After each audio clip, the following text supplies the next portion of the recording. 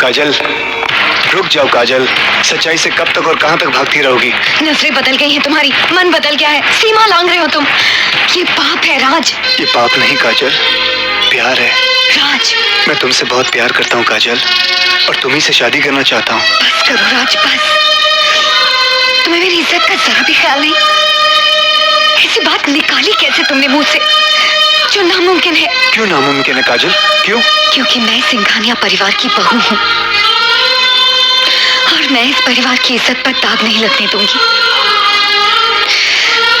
अब तक मुझे सिर्फ यही लगता था कि मेरी वजह से इनकी बेटी का जीवन गया है।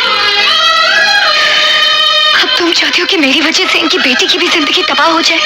काजल, मैं अपनी जिंदगी की बात कर रहा हूँ। राज, तुम अपने स्वार्थ की बात कर रहे हो, लेकिन मेरी बात कान खोलकर सुन लो। अगर तुमने जिया के साथ शादी करने से इनकार कर दिया तो याद रखना, मेरा मरा मुंह देखोगे तुम। काजल। जिया।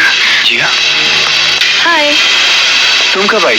क्यों, नहीं आ सकती क्या? नहीं, ऐसी कोई बात नहीं है। मैं और काजल तुम्हारे बारे क्या है ना कि सगाई को सिर्फ 4 दिन बचे हैं, और मैंने सोचा यहाँ आकर खुद भाभी को साथ ले जाऊं। नैनीताल फोन किया तो पता चला आप भी यहाँ पे हैं, और यहाँ आई तो पता चला बहुत बड़ा नाटक चल रहा है।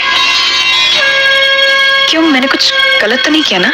नहीं, तुमने बिल्कुल ठीक किया मेरी बहन, तुम बड़े सही वक्त पर आई हो। पर भाभी, आपके तो हाथ बिल्कुल ठंडे पड़ गए हैं। तबीयत तो ठीक है ना आपकी? कहो तो फिलहाल ये सगाई रुकवा दे। नहीं, सगाई उसी दिन होगी जिस दिन का मुहूर्त निकला है, और बड़े धूमधाम से होगी। तू चल जिया।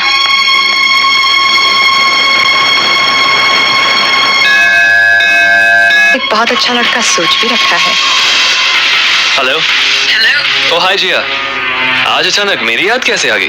मोंटी, तुम्हें याद है कि तुमने कहा था कि तुमने अपनी शादी का सूट बनवा कर रखा है? हाँ बिल्कुल। बस उसको ड्राई क्लीन करवा लो, उसको पहनने का टाइम आ गया है। रियली? सच कह रही हो तुम? उछलो मत एक्सक्यूजी, जो कहा है वो करो। Okay, bye. बाय। भाभी। अरे जिया, तुम? भाभी देखो तो, ये जोड़ा कैसा है? बहुत सुंदर है, जैसी हमारी जिया। बातें बहुत मीठी करती हैं आप। बस तुझे देखकर मुंह में मिठास आ जाती है। मुझे भी कुछ ऐसा ही लगता है। एनीवे, आप जल्दी से ये जोड़ा पहनकर तैयार हो जाइए। ये तो क्या कह रही है? तू पागल तो नहीं हो गई? मैं विधवा हूँ जिया, मैं ये जोड़ा कैसे पहन सकती हूँ? किस जमाने की बातें कर रही हैं आप भाभी? ये सब पुरानी और बेकार की बातें हैं। जो भी हो, समाज कभी इसकी इजाजत नहीं देगा। आपको मेरी खुशी देखनी है या समाज की? तेरी खुशी के लिए मैं कुछ भी कर डालूं जिया। तो बस आप ये जोड़ा पहनकर जरूर आएंगी, और यही नहीं, आज तो सगाई की अंगूठी भी मैं आपके हाथ से ही लूंगी भाभी। नहीं, देख देख, तू मुझे मजबूर मत कर। मैं कुछ नहीं सुनना चाहती। आप जल्दी से ये जोड़ा पहनकर तैयार हो जाइए, वरना मैं ये शादी नहीं करूंगी। आप मुझे अच्छी तरह से जानती हैं ना भाभी?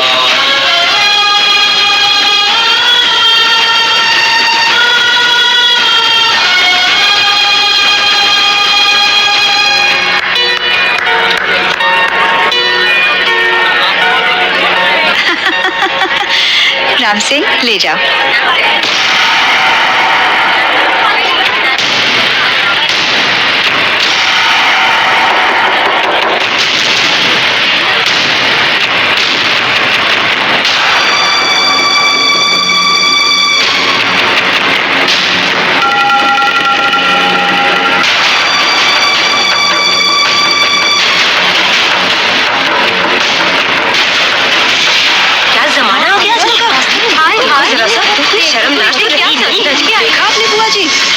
राम राम राम, क्या घोर कलयुग आ गया है। हाँ बुआ जी, देखो तो सही, क्या सज धज के आई है। आज के जमाने में धर्म कर्म का तो कुछ रहा ही नहीं। वही तो है ये करण की विधवा। क्या तो नाम है इसका? जी काजल नाम है इनका। और हाँ, ये वही है। लेकिन आप लोगों को क्या कहना है, खुलकर कहिए ना। कहना क्या है बेटी, इतनी सजधज इसको शोभा नहीं देती। अभी दिन ही कितने हुए पति को मरे। ये तो सही कहा आप लोगों ने, लेकिन आपका भी तो बेटा मर गया था पिछले साल। और कविता, तुम्हारी बहन भी तो मर गई थी। और मिसेस खन्ना के तो डैडी ही नहीं रहे। लेकिन आप लोग तो बड़ी सज-धज के आई हैं। वो बात नहीं है बेटी, विधवा के जीवन के नियम अलग होते हैं। यही तो हमारे समाज की परंपरा है। ओह, आई सी। बड़े दोगले किस्म के नियम हैं आप लोगों के। अगर बाप मर जाए, बेटा मर जाए, भाई मर जाए तो कोई गम नहीं, लेकिन अगर पति मर जाए तो सफेद लिबास पहन लेना चाहिए। क्यों? मैं पूछती हूँ, क्यों ये नियम लागू होते सिर्फ हम औरतों पर, मर्दों पर क्यों नहीं? क्यों नहीं पहन के घूमते ये मर्द सफेद लिबास? वाह रे मेरे देश की परंपरा। चलिए, अगर यही बात है तो आज से काजल भाभी विधवा नहीं, हम उनकी दूसरी शादी करवा दें। राम सिंह, मोंटी आओ मेरे साथ, पहना दो एक दूसरे को अंगूठी। ये तो क्या कह रही है जिया? सगाई तो तुम्हारी और राज की होनी चाहिए। होगी, लेकिन पहले बड़ी बेटी की तो हो जाए, राइट पापा? बिल्कुल ठीक बेटा। काजल, तुम हमारी बहू ही नहीं, हमारी बेटी भी हो, और इसी नाते हमने समझा कि इसी में तुम्हारी भलाई है बेटी। हाँ बेटी, अभी तो सारी उम्र पड़ी है तुम्हारे सामने, और हम तो शुक्रगुजार हैं सिंघानिया साहब के और इनके इस नेक ख्याल के बेटे। ये क्या बातें कर रहे हैं आप लोग? किसी ने मुझसे भी पूछा है कि क्या मैं शादी के लिए तैयार हूँ? क्यों भाभी, मोंटी में कोई कमी है क्या? जिया, कहीं ऐसा तो नहीं कि तुम्हें किसी और से प्यार हो गया? क्या बकवास कर रही हो तुम? सच ही तो कह रही हूँ मैं, तुम्हें मेरे होने वाले पति राज से प्यार है।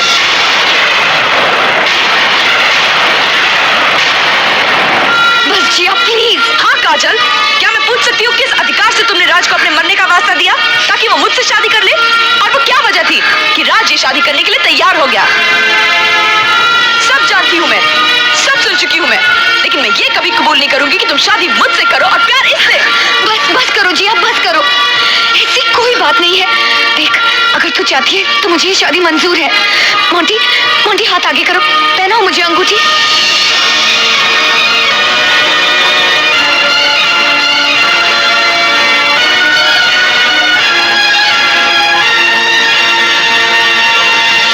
रुक जाओ, इनफ इज इनफ। होश में आओ काजल, किसी और की खुशी के लिए तुम अपनी जिंदगी बर्बाद नहीं कर सकती। क्यों? क्यों? दूसरी शादी करने से क्या जिंदगी बर्बाद हो जाती है? क्यों रोक रहे हो तुम इसकी शादी? क्या लगती है ये तुम्हारी? क्या रिश्ता है तुम्हारा इसके साथ? कहीं तुम ये तो नहीं चाहते कि तुम्हें बीवी भी मिल जाए, रखैल भी बनी रहे? तुम जानना चाहती हो मेरी क्या लगती है? जानना चाहती हो?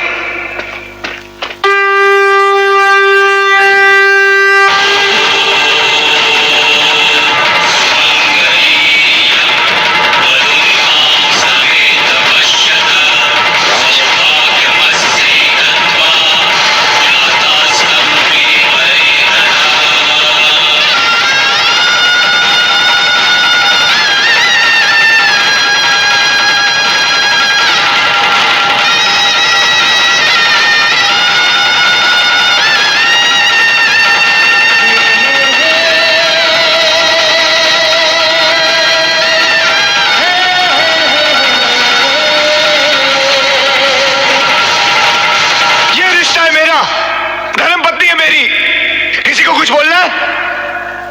Anybody has problems? कुछ बोलना आंटी जी? हाँ, बोलो।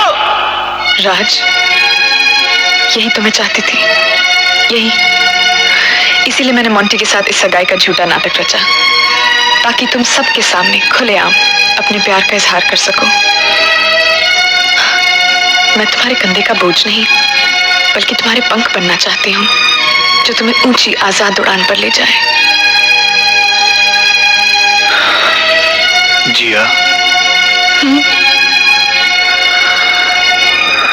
बहुत बड़ी हो गई हो तुम। मैंने तुम्हें बहुत गलत समझा, बहुत गलत। आई एम सॉरी कि माफी तो मुझे मांगनी चाहिए ना राज, अनजाने में ही सही, पर बहुत दिल दुखाया मैंने काजल का। काजल, मुझे माफ कर देना।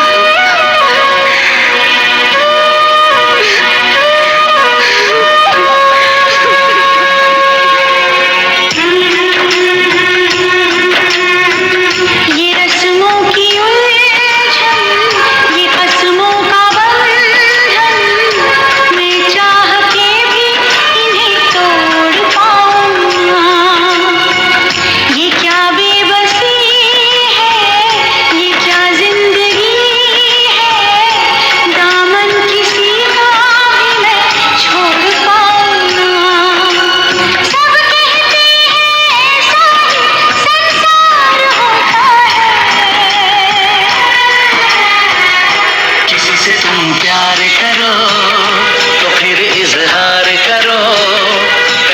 फिर देर हो जाए, कहीं ना फिर देर हो जाए। किसी पे एतबार करो तो फिर इकरार करो, कहीं ना फिर देर हो जाए, कहीं ना फिर देर हो जाए। यही तो दिल चुराने का अंदाज होता है। हो